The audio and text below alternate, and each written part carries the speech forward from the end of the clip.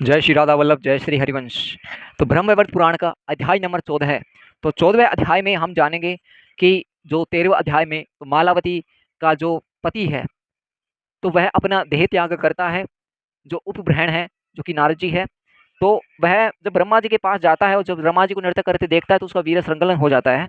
तो ब्रह्मा जी उसको श्राप देते थे कि आप भाई अब जाओ, आप है ना अपने इस गंधर्व योनि का त्याग कर दो। और यहाँ पे इस प्रकार आगे का जो वृतांत है वो अब इस कथा के द्वारा सुनेंगे।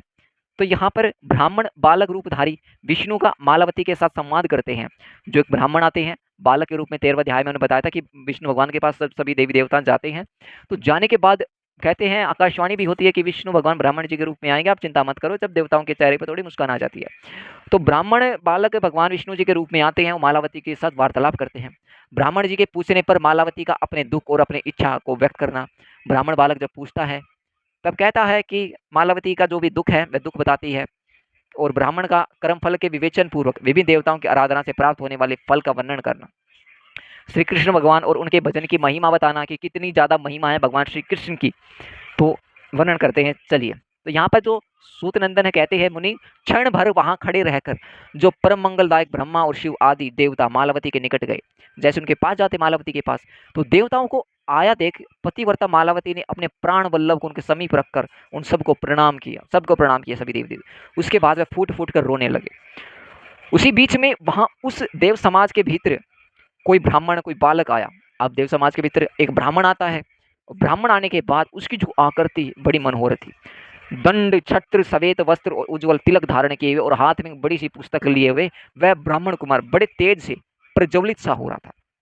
उसका जो संपूर्ण है अंग है चंदन से चर्चित था। वह ब्राह्मण आया और उसकी जो आकृति बड़ी ही मनोहर थी। दंड दिए हुए, छत्र ले रखा हाथ, श्वेत वस्त्र उसने धारण, पीले वस्त्र, और एक तिलक लगा रखा, उज्जवल तिलक धारण, हाथ में एक बड़ी सी पुस्तक ले रखी थी। वह ब्राह्मण कुमार बड़े तेज से प्रज्वलित हो रहा था। संपूर्ण जो शरीर है वह चंदन से चर्चित था।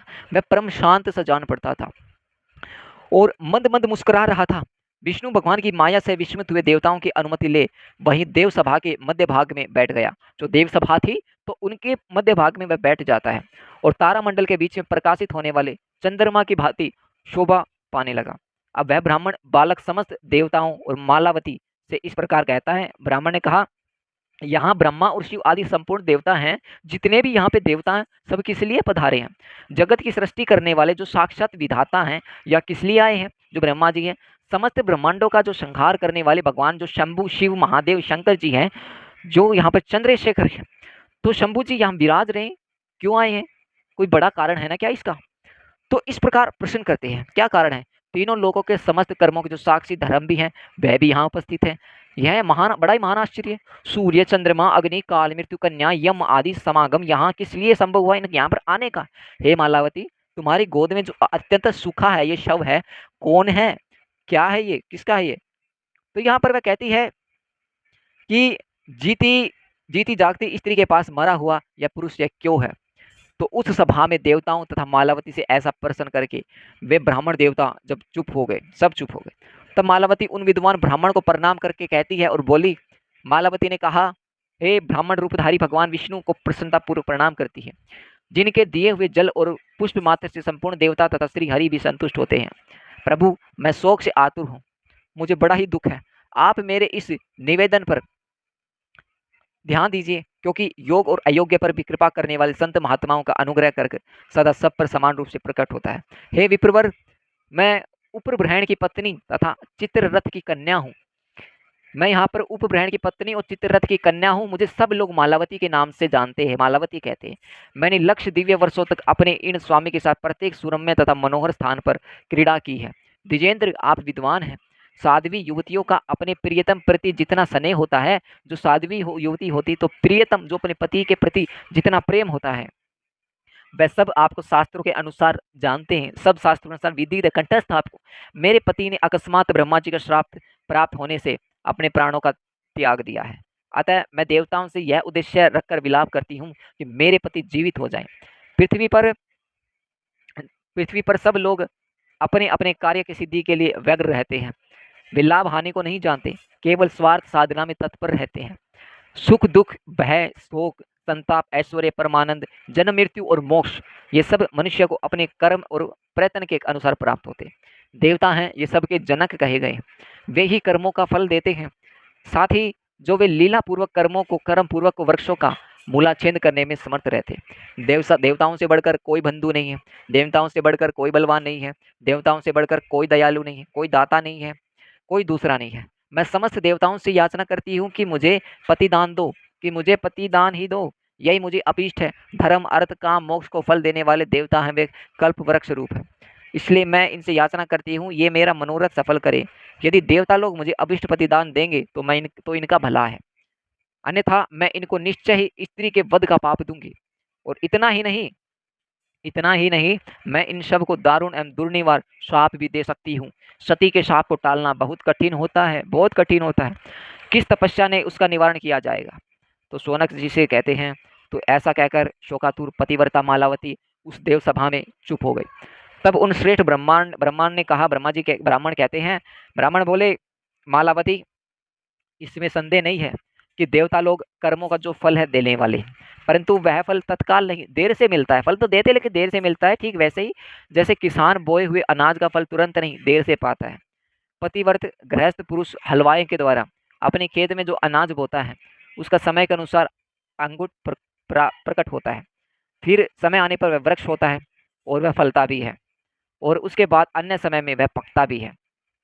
अब एक किसान है, बाजार से बीज लाता है, लाने के बाद खेत में पहले पानी देता है, बीज बोता है, बीज बोने के बाद छोटा हो, फिर वो थोड़ा थोड़ा बड़ा होता है, फिर अंकुरित होता है, फिर और बड़ा होता है, फिर बड़ी फसल हो जाती है, फिर वह फसल देने लगता है। अगर गेहूँ है, अनाज है तो गेहूँ देने लगता है। अगर कोई पेड़ है, छोटा पेड़ लाता है, फिर बड़ा होता है, फिर पत्ते आते हैं, फिर उसके फल लगते हैं, फूल लगते हैं। तो इस प्रकार यहाँ पर लाते हैं और इस प्रकार वह लाया जाता है, फिर एक समय निर्धारित किया जाता है, फिर उस एक समय में पकता है, फिर हम उसे खाते हैं, फिर हम भोजन करते हैं।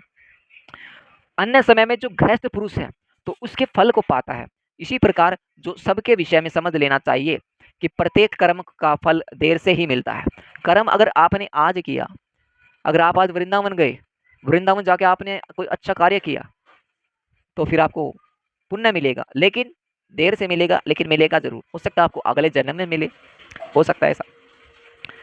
तो यहाँ पर भगवान विष्णु के माया के समय अनुसार अंकुर और वृक्ष होता है, गृहस्थ पुरुष को उसके फल की उपलब्धि होती है। और इस प्रकार पुण्यात्मा पुरुष पुण्य भूमि चिरकाल तक जो तप करता है उसका फल देने वाले सचमुच देवता ही हैं। इसमें कोई भी संशय यहाँ पे नहीं है। ब्राह्मणों के मुख में तथा भूमि से रहित उत्तम खेत से मनुष्य भक्ति भाव से जो आहुति डालता है उसका फल उसे निश्चय प्राप्त होता है। बल, सौंदर्य, ऐश्वर्य, धन, पुत्र, स्त्री और उत्तम पति कोई भी पदार्थ तपस्या के बिना नहीं मिलता। अतः तप के बिना क्या हो सकता है? जो भक्ति भाव से प्रकृति दुर्गा देवी का सेवन करता है वह प्रत्येक जन्म में विनयशील, सद्गुणवती और सुंदरशील प्राण वल्लभा पति को प्राप्त करता है। जो दुर्गा माँ की प्रार्थना करता है, पूजा करता है, वह अच्छा उसको पति प्राप्त होता है। प्रकृति ही वर से भक्त पुरुष लीला पूर्व अविचल लक्ष्मी, पुत्र, पौत्र, भूमि, धन, संतति को पाता है। भगवान शिव कल्याण स्वरूप, कल्याण के जो कल्याण दाता है, कल्याण प्राप्ति के कारण है। वे ज्ञानंद स्वरूप महात्मा परमेश्वर मृत्युंजय, जो भक्ति भाव से उन्हें महेश्वर का सेवन करता है वह पुरुष प्रत्येक जन्म में सुंदरी पत्नी पाता है, और उनकी आराधना करने वाली स्त्री प्रत्येक जन्म में उत्तम पति पाती है। तो जो यहाँ पे भगवान शिव की आराधना करता है उनको उत्तम पत्नी मिलती है। भगवान शिव की आराधना अगर कोई करता है पत्नी मिलती है। और भगवान हरि के वर से मनुष्य को विद्या, विज्ञान, उत्तम कविता, पुत्र, पौत्र, उत्कृष्ट लक्ष्मी, धन, बल, पराक्रम सब प्राप्त होते हैं। जो मानव ब्रह्मा जी का भजन करता है वह ही संतान और लक्ष्मी को पाता है। ब्रह्मा जी के वरदान से मनुष्य को विद्या, ऐश्वर्य और आनंद की प्राप्ति होती है। जो मनुष्य भक्ति भाव से दीनानाथ, दिनेश्वर, सूर्य की आराधना करता है वह निश्चय यहाँ विद्या, आरोग्य, आनंद, धन और पुत्र होता है। सबसे प्रथम पूजने जो योग्य व सर्वेश्वर सनातन देवादिदेव गणेश जी की भक्ति भाव से पूजा करता है उसके जन्म जन्म में समस्त विघ्नों का जो नाश हो जाता है।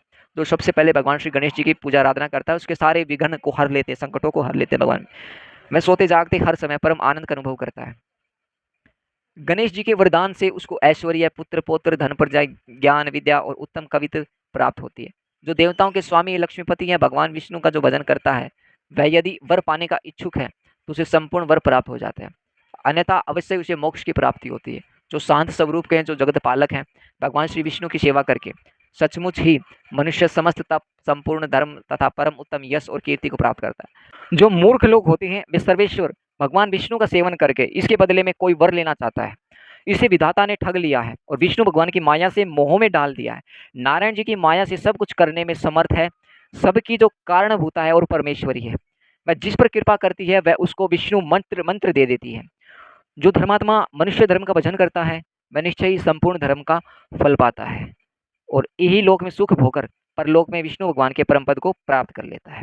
जो मनुष्य यहाँ पे जिस देवताओं की भक्ति भाव से आराधना करता है वह पहले उसी को ही पाता है, फिर समय के अनुसार उस देवताओं के साथ वह उत्तम विष्णु धाम में चला जाता है। भगवान श्री कृष्ण प्रकृति से परे हैं तथा तीनों गुणों से अतीत है, निर्गुण है। जो भगवान श्री कृष्ण है ब्रह्मा विष्णु शिव आदि के सव्य और उनके आदिकरण परात्पर अविनाश परम ब्रह्मा सनातन भगवान है। साकार निराकार ज्योति स्वेच्छा में सर्वव्यापी सर्वाधार सर्वेश्वर परमानंद ईश्वर निर्लिप्त और साक्षी रूप है। वे भक्तों पर अनुग्रह करने के लिए दिव्य विग्रह भी धारण करते हैं। जो उनकी आराधना करता है वह सचमुच ही जीवन से मुक्त है। वह बुद्धिमान पुरुष कोई वर नहीं ग्रहण करता। अगर कोई बुद्धिमान पुरुष है तो वह वर ग्रहण नहीं करेगा कि मेरे को ये दे दो वो दे दो, वह नहीं करेगा। तो वह वर ग्रहण नहीं करेगा। सालों के आदि चारों प्रकार की मुक्तियों को यह तुच्छ समझने लगता है। ब्रह्म तत्व, अमृत तत्व और मोक्ष और उसके लिए तुच्छ सा लगता है। ऐश्वर्यों को वह मिट्टी के ढेले के समान नश्वर मानता है। इंद्र तत्व हो गया, मनु तत्व हो गया, चिर जीवित तत्व को भी पानी के बुलबुले के समान क्षणभंगर समझकर अत्यंत तुच्छ गिनने लगता है। सोते जागते हर समय श्री कृष्ण की ही सेवा करता रहता है। ऐसा चाहता है वो, उनकी दासता के सिवा दूसरा कोई पद नहीं मानता है वो, ना उसको कोई चाहत है। श्री कृष्ण भगवान के चरण बिंदों में निरंतर अविचल भक्ति पाकर वह पूर्ण काम हो जाता है। श्री कृष्ण भगवान का जो भक्त है वह पूर्ण तत्तम ब्रह्मा का सेवन करके सदा सुस्थिर रहता है। वह अपने कुल की करोड़ों नाना के कुल की सैकड़ों, सब सुर के कुल की सैकड़ों पूर्व पीढ़ियों के लीला पूर्व उद्धार करके वह जो दासी माता पत्नी का पुत्र के बाद की सैकड़ों पीढ़ियों का उद्धार कर देता है। ऐसा अगर कोई पुत्र है जो वर की इच्छा नहीं रखता, भगवान कृष्ण की भक्ति करता है, आने वाली पीढ़ियां और पिछली जो पीढ़ियां उनका वह उद्धार करता है और स्वयं निश्चय ही गोलोक में जाता है। मनुष्य अभी तक कामासक्त होकर गर्भ में निवास करता है, तभी तक यम यातना भोगता है और फिर गृहस्थ पुरुष तभी तक भोगों की इच्छा रखता है जब तक श्री कृष्ण का सेवन नहीं करता। अब एक ऐसा मनुष्य जो भगवान श्री कृष्ण की सेवन नहीं करता, सदा ही गलत कार्य करता है, सदा ही कुसंग में रहता है, मदिरा पीता है या आपको विचार करता है, प्राय माता बहना को देखता है, तो वह पहले तो माता के गर्भ में रहता है, मलमूत्र के द्वार में रहता है और फिर अलग अलग प्रकार के जब माता कुछ ना कुछ खाती है तो उसको जलन होती है, तब भगवान को याद करता है। याद करने के बाद भगवान से कहता है कि भगवान मैं आपका भजन करूंगा, लेकिन मैं भजन नहीं करता। आने के बाद सब कुछ भूल जाता है और फिर वह जवान होता है। जवान होने के बाद वह फिर स्त्री का सेवन करता है, स्त्री भोग करता है, पर पराय माता बहना, फिर वह एक और में ऐसे वह करता रहता, निरंतर करता रहता, दूसरे माता बहनों में देखता रहता है और फिर अंत में जब उसकी वृद्धावस्था आती है तब भी वह भगवान का ध्यान नहीं करता और फिर नरक में जाता है और इस प्रकार वह नरक में जाता है।